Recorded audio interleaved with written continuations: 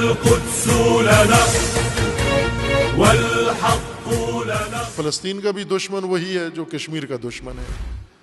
بظاہر دو صہیونی گروپ ہیں جو ایک دشمن نے بنائے ہیں اور ان کو ہدیے کے طور پر ایک صہیونی گروپ کو ہدیے میں فلسطین دیا ہے, ایک صہیونی گروپ کو ہدیے میں کشمیر دیا ہے.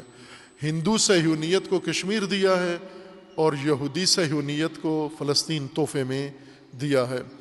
ان بے تقوی خیانت کاروں کے ذریعے سے یہ کام کیا ہے انہوں نے. اب آپ توجہ کریں کہ ایسے میں امام نے کیا خلاقیت دکھائی ہے, کیا بصیرت اللہ نے اس رہبر کو عطا کی. امام خمینی کسی سیاسی اکیڈمی سے فارغ التحصیل نہیں تھے, کوئی سیاسی جماعت میں سیاسی ورکر جیسا تجربہ نہیں تھا جیسے جو پاکستان میں عموماً لوگوں کو گمراہ کرنے کے لیے بتایا جاتا ہے کہ پہلے انجمن بناؤ, پھر تنظیم بناؤ, پھر تربیت پاؤ, پھر فلاں کرو. امام نے صرف دین پڑھا, قرآن پڑھا, اہل بیت علیہ السلام کے علوم پڑھے, حوزے میں فقہ تدریس کی, فلسفہ تدریس کیا, قرآن و حدیث حاصل کیا اور اسی سے اسلام سے ہی, اسلام کی تعلیمات سے راہ حل نکالا. پہلے اس کو ایران میں تجربہ کیا, عملی کیا. ایران بھی ہو بہو فلسطین و کشمیر والی داستان رکھتا تھا. یعنی یہاں پر جب فلسطین فروخت ہوا, برطانیہ نے خباثت کر کے صہیونیوں کے حوالے کیا, یہودی ریاست بنا کے دنیا سے تسلیم کروا لیا. ایران میں شہنشاہ اور ترکی میں ترکی کی حکومت نے سب سے پہلے اسی وقت بغیر کسی چون چرا کے فوراً اسرائیلی ریاست کو تسلیم کیا. ان دونوں ملکوں نے, ترکی نے اور ایران نے ایک ساتھ. ایران میں شہنشاہ تھا. امام نے انقلاب برپا کیا, شاہ کو نکال دیا اور پھر فلسطین کی آزادی کا راستہ بتا دیا. لیکن آج مثلاً امام نے ایران میں بتا دیا کہ یہ شاہ کی خیانت تھی فلسطین میں اسرائیل کا وجود تسلیم کرنا. ترکی میں بھی خیانت ہوئی تھی. اب ترکی میں جو موجودہ اسلامی قیادت ہیرو, اسلام کا ہیرو, پاکستانیوں کا محبوب ہیرو اس وقت حاکم ہے.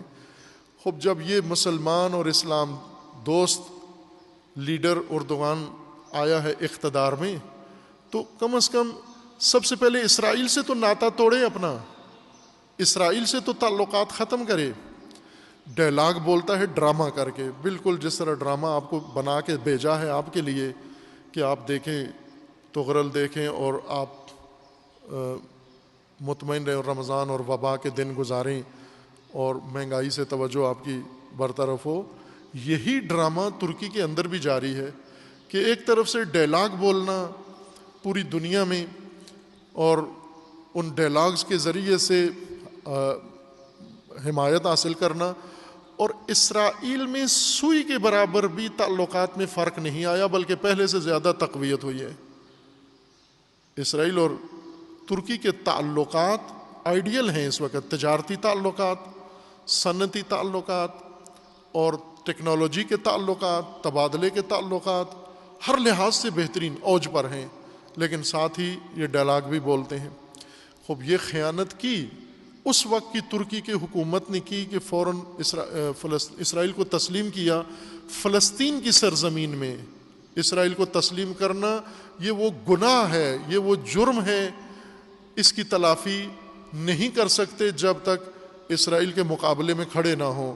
امام نے انقلاب کے بعد یہی کام کیا. سب سے پہلا کام اسرائیل کا, انقلاب کے وقت ہی اسرائیل کا سفارت خانہ بند اور تل ابیب میں ایران کا سفارت خانہ بند, اور جتنے بھی ایران اسرائیل کو مدد کر رہا تھا, تیل بیچ رہا تھا اور بہت ساری سہولتیں, وہ ساری ختم کر کے اور باقاعدہ قدس کی آزادی کا شعار بلند کیا, پرچم بلند کیا. امام کو معلوم تھا کہ ماجرا فلسطین کا دو طرح سے یہ مشکل میں ہے. ایک جنایت ہے فلسطین کے اندر جو صہیونی کر رہے ہیں برطانیہ کی مدد سے اور امریکہ کی مدد سے. ہر وہ مسلمان جس کے دل میں برطانیہ اور امریکہ کی محبت ہے, رجحان ہے, گنجائش ہے, اور فلسطین کی بات کرتا ہے، یہ منافقت کر رہا ہے، یہ نہیں کر سکتا، یہ دو چیزیں اکٹھی نہیں ہو سکتی۔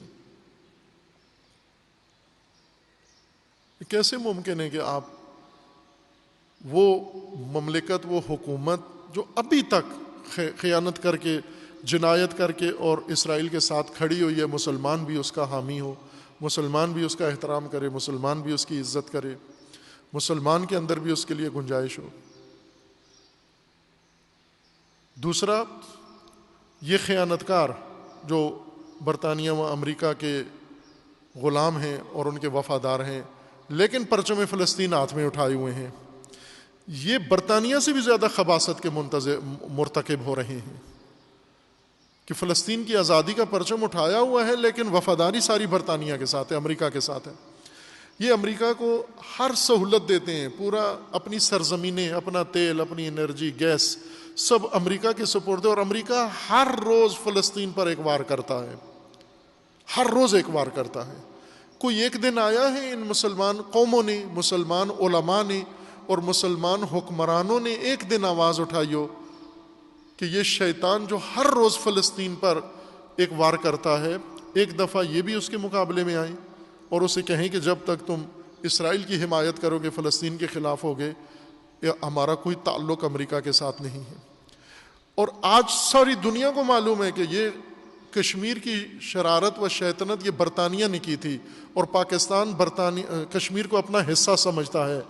برطانیہ کے ساتھ تعلقات ختم کرے، جب تک برطانیہ کشمیر میں خباثت ختم نہیں کرتا، پاکستان برطانیہ سے تعلقات قائم نہیں کرے گا۔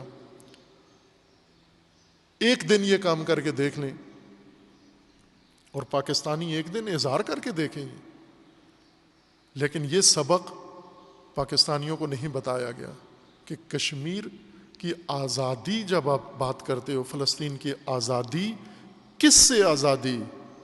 یہ جرم ہے کس کا؟ یہ جنایت ہے کس کی ہے؟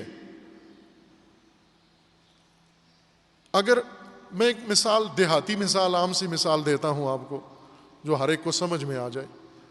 اگر کوئی گاڑی، جس طرح پاکستان میں ہے، مافیا ہیں، بڑے بڑے لوگ ہیں، بلوچستان کے ایک وزیر اعلیٰ گزرا ہے، اس کا کام ہی، اس کا اصل کاروبار بزنس ہی، پہلے بھی وزیر اعلیٰ بننے سے پہلے بھی، جب وزیر اعلیٰ تھا تو بھی، اور ابھی بھی وزیر اعلیٰ کی سیٹ چھوڑنے کے بعد بھی، اس کا کاروبار کسی بھی بلوچستانی سے پوچھے اسے پتہ ہے اس کا کام ہے چوری اور گاڑیاں چراتا ہے۔ اس کے بندے ہیں، وہ کسی کی بھی گاڑی اٹھا کے وزیر اعلیٰ کے گھر میں آ کے، بڑا گھر ہے اس کا، وہاں پر آ کے کھڑی کر دیتے ہیں، اور پھر گاڑی والے کو پتہ چل جاتا ہے کہ یہ میری گاڑی ہے، اس فلاں کے گھر میں ہے، وہ لینے جاتا ہے تو انکار بھی نہیں کرتے، وہ کہتے تیری گاڑی ہے لیکن یہ ہم نے چھڑائی ہے اور اس پہ پیسہ لگا ہے، اس پہ محنت ہوئی ہے، تو آپ، وہ جتنی قیمت ہوتی ہے گاڑی کی وہ اس سے لے کے پھر اس کو گاڑی واپس کر دیتا ہے۔ گاڑی چور، سامنے کون ہے؟ کوئی ڈرائیور، ظاہر ہے گاڑی چوری کر کے تو کوئی ڈرائیور ہی لاتا ہے۔ آپ کو لگا دیا ہے کہ ایف آئی آر ڈرائیور کے خلاف کٹاؤ، جبکہ پیچھے جو اصل چور ہے، سرغنہ، اس کو نہیں پوچھتے آپ، جو یہ کام کرواتا ہے اور کر رہا ہے، سرپرستی کرتا ہے، آگے ڈرائیوروں کے اوپر آپ ایف آئی آر کٹواتے ہو۔ اگر کوئی بڑا چودھری کسی دوسرے کی بھینسیں چرا لے اور سامنے اس نے کوئی ملازم رکھا ہوا ہے، نوکر، اور نوکر پکڑا جاتا ہے بھینس چراتے ہوئے، تو آپ سارا زور تھانے میں لا کر نوکر کے خلاف لگا رہے ہو، نوکر پکڑوا دو۔ اگر نوکر کو آپ نے پکڑوا بھی دیا تو آپ کی مشکل حل نہیں ہوئی، چونکہ وہ بڑا اصل چور چودھری پیچھے بیٹھا ہوا ہے۔ پاکستانیوں کو جس چیز کے پیچھے لگا دیا گیا، ٹرک کی بتی کے پیچھے، خوب یہ نہیں بتایا کہ اصل مجرم کون ہے، اصل مجرم کا تعارف پاکستان میں نہیں کروایا گیا کہ فلسطین کا اصل مجرم برطانیہ ہے اور اصل مجرم امریکہ ہے۔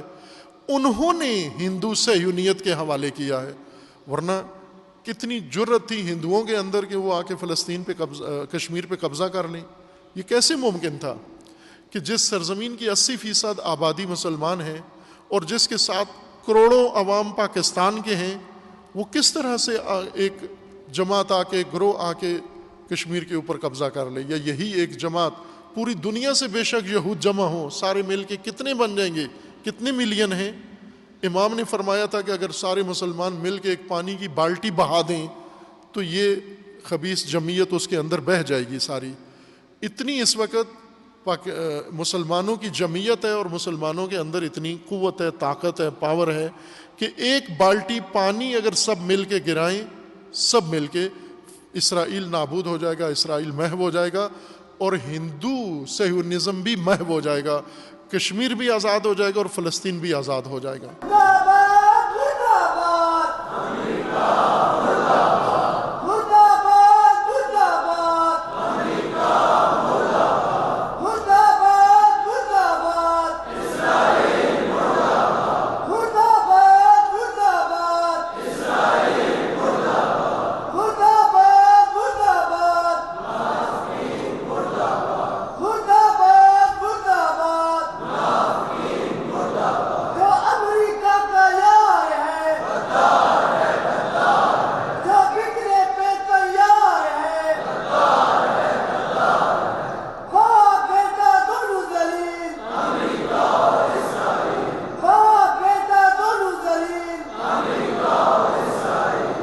خوب آپ مشاہدہ کریں کہ آپ کے نعروں میں بھی کہیں برطانیہ کا نام نہیں ہے. شعار بھی آپ کی زبانوں پر جو رائج کیے گئے ہیں، برطانیہ پھر بھی محفوظ ہے، اصل مجرم پھر بھی پردے میں ہے. اس سے نفرت کا اظہار کوئی بھی نہیں کر رہا، نہ کشمیر کے حامی نہ فلسطین کے حامی. جو اصل مجرم ہے، جس نے یہ سب بساط بچھائی ہے ظلم کی، اور جس نے مسلمانوں کی پیٹھ میں یہ خنجر گھونپا ہے اور زخم تازہ رکھا ہوا ہے، اس کو مندمل بھی نہیں ہونے دیتا، اور جس نے